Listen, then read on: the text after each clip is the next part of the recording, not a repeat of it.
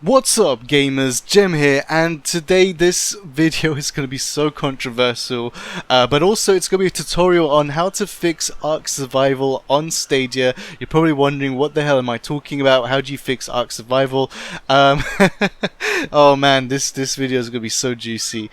Anyways, before we start on how to fix Ark Survival on Stadia, I want to give a massive shout out to a Redditor on Stadia Reddit called Revolutionary Salt 370. They posted a thread on how to remove the FPS cap on Ark Survival on Stadia, and after I did that, I did more research and I found out you can also change the graphics settings, and this is the whole point of this video, showing you how you can do this, and also to bring up a topic, a discussion on how many times have we been given bad ports on purpose by the developers.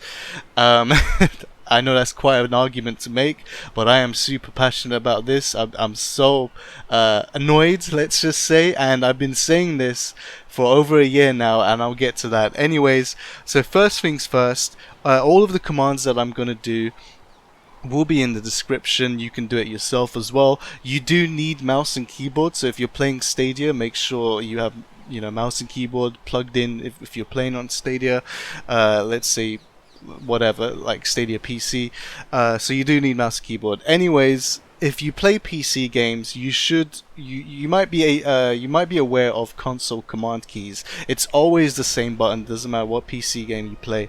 On the UK keyboard, it is the button above the tab button and between escape and tab. Sometimes it's the squiggly line. If you're using another keyboard, I will put that down in the post-production and as an overlay, so you know which button to press. So on the UK keyboard, I'm pressing the key above the tab button to open up my console. As you can see, you got a black bar on the bottom. I am playing in 1080p mode on Stadia right now. This works on 4K and it works really well in 4K as well, but I'm doing 1080p on this video because when I play in 4K the text is so tiny you can't even see it. So in 1080p mode, at least you can see what I'm seeing in the video when it comes to text. So let's start off with the command stat fps. And as you can see on the top right corner, you can see the game is locked to 30 FPS set by the developers. Now what I want to do is I'm going to type in t.maxfps and then 0. And right now I just unlocked the FPS. There's no FPS cap anymore. Now it's limited to whatever the engine and Stadia hardware can support, so which is right now at 90 FPS. But if I move around, if I turn around, it's proper smooth. But as you can see, it's ranging between like 70 and 100 FPS. As I turn my camera around, if I look at the ground, it's about 100 FPS. If I look at the sky, it's jumping up to 160 FPS. That's quite crazy, isn't it? I mean, we went from 30 to 160 FPS, and this is the default graphics settings that the developers wanted Stadia players to have. They thought this was the most optimal, best setting they can have at 30 FPS. But I'm running this at 90 FPS right now. I'm just walking around. It's so smooth. So what I'm going to do is I'm going to give myself creative mode control. And by the way, you can search for Ark Survival cheat commands and you can like put that on Stadia. It does work. Like for example, you give yourself like 100 wood, or you can teleport somewhere. Like there's a lot of cheat commands you can use. So I'm giving myself give creative mode, and what that allows me to do is if I double jump, it will let me fly.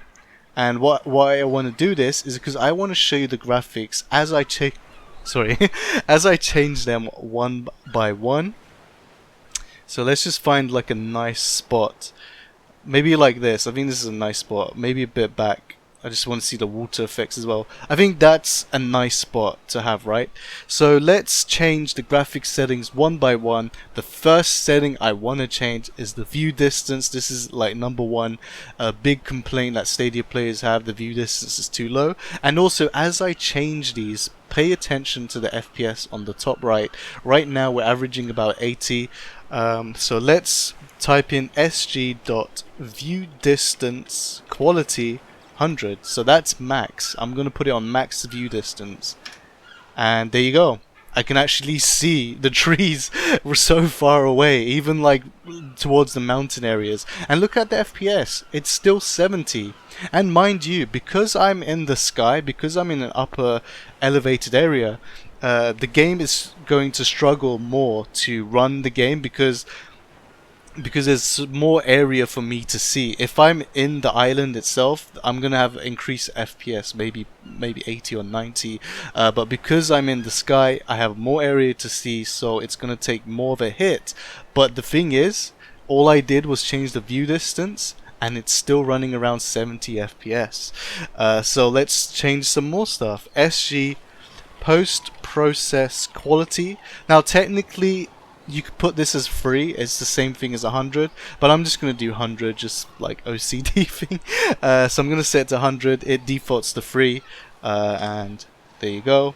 Now you can see a bit of shadows and stuff, it looks really cool, like the graphic has just changed, it looks super cool. Still averaging at 70 FPS by the way. So sg.TextureQuality 100. And it's just such a minor change with that, and it dropped the FPS to about 66. There isn't that big of a leap with that, but it did, you know, drop the FPS to from 70 to 66 on average.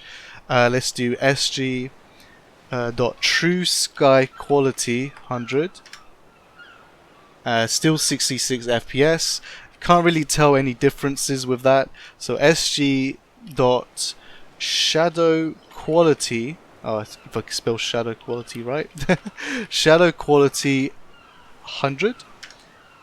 And you can see on the left side, there was a bit more shadow added. And it dropped the FPS average by 3. So now I'm at 63 FPS on average.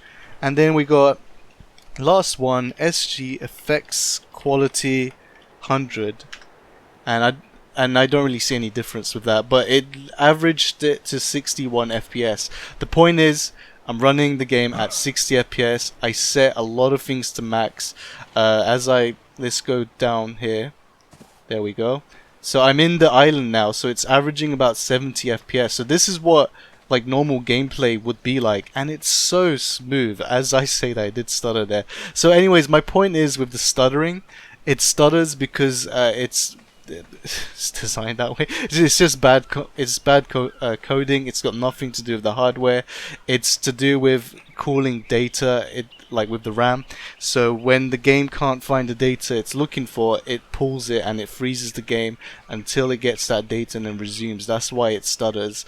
But this is something developers can fix with a patch. I hope they do. But if they are going to fix that, they better give me higher graphics settings and 60 FPS, because look at this, it runs so smooth, runs beautiful, and it looks great as well. It looks so much better than before. Just look at that, just be walking around the island. But yeah, my point is, as I said at the beginning of the video, how many games on Stadia have we been purposely given bad ports? Because right now, I've uncapped the 30 FPS, I maxed out a lot of graphical settings and it looks way better than before, and I'm running at 60 FPS on average. And one of the games that I thought about, I said last year, actually at launch, I might have even mentioned the first look, I said Elder Scrolls Online should not be 30. There's no way that game should be 30, because I have like a old gaming laptop and that could run that at 60 FPS. I know what Stadia is capable of. I know Stadia's hardware. I know its power. I've been saying Elder Scrolls Online should not be a 30 FPS game. I know it can easily handle 60 FPS. And on top of that, even increase the graphics a bit as well. I know it can handle it. But nevertheless, we're given bad ports sometimes, and Ark Survival is one of them. We're purposely given a bad port, despite it working great. I don't know what else I can say. I'm just truly annoyed. I'm just straight up annoyed. And yeah, there you go. This is Ark Survival uncapped on Stadia, high settings, and it works really, really great. It's a shame that we can't get this without console commands. It's a shame that developers just don't put this in the game. It is what it is, and it just gives you the question, how many times have we been given bad Stadia ports? Anyways, thank you for watching my video. This is Jem, and I'll see you on the next one.